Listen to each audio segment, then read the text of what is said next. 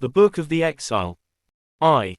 The road has no beginning, only the dust that clings to my sandals like a reluctant friend. Every mile is a wound without a scar. Every sunrise a curtain drawn across a stage, where no actor waits, only the echo of forgotten hymns, shivering in the arches of abandoned gates. 2. I was not born for borders.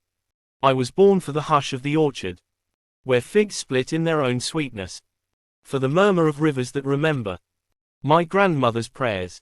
Now the orchard is a rumor, the river a dry cipher, and my grandmother's voice is a shadow speaking to the stone. 3. O dust, O exile, O bitter parchment. I write my name upon you, but even the wind refuses to keep it. I am translated into another alphabet each night, and still no script will recognize me. The letters scatter like frightened birds before the hunter's cry. IV. The exiled heart does not beat, it paces. It stalks the silence like a prisoner, measuring walls with the bones of his knuckles. How many times must the moon watch me rehearse my departure? How many lanterns must I borrow from strangers' windows before I admit that my own house is ash? V. I dream of a threshold, where a door leans open as if waiting for me. But the dream is treacherous. It dissolves when I reach for its handle. I wake to roofs that are not my roofs, bread that does not taste of my field, faces that mistake my sorrow for arrogance or madness. Vi. There is a song I once knew. Its notes were salt and honey, its refrain a circle of returning steps. Now the song walks ahead of me, refusing to be caught. Its syllables are drowned in the dialect of the sea, and I must swallow the waves until my lungs remember the tune. 7. Exile is not a place. It is the weight of memory, pressed upon the eyelids until even sleep becomes a geography of loss. It is the hand reaching for soil, and finding only sand that slips from the fist like betrayal.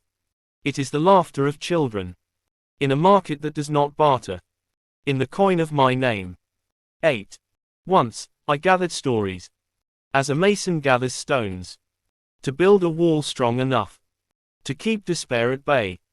But now the stories are scattered like shards of a broken amphora. I step carefully among them, lest my feet remember too much. IX. Strangers ask me, where are you from? I point to the horizon, to the smoke that rises without fire, to the silence that tastes of iron. They nod politely, but their eyes tell me they do not know the geography of wounds. I carry maps no cartographer will draw, roads traced in tears, villages sketched in vanished ink. X. And yet, the exile does not surrender entirely. There is a stubborn seed in my marrow, a rootless root that insists upon sprouting in the cracks of every language I stumble through. When I speak, my accent is the trembling of that seed, refusing to forget the orchard, refusing to bow to the salt. 11. I have seen nights when the stars themselves seemed exiled, banished from their constellations, wandering without myth. They glimmered like fugitives, hiding from the hounds of heaven. I wanted to gather them and sew them into a cloak, so that at least the sky might carry a memory of belonging. 12. But dawn betrays even the stars. The sun arrives like a tyrant, erasing the delicate scripts of shadow. It whispers, you are nowhere, you are no one. And my body, weary with its own estrangement, nearly believes. 13. Still, there are mornings when a bird lands near my window, a small envoy of freedom, its throat filled with untranslatable joy. I listen, and for a breath, I remember that wings, too, are a language. Perhaps my exile is only the cocoon of a migration I have not yet understood. 14.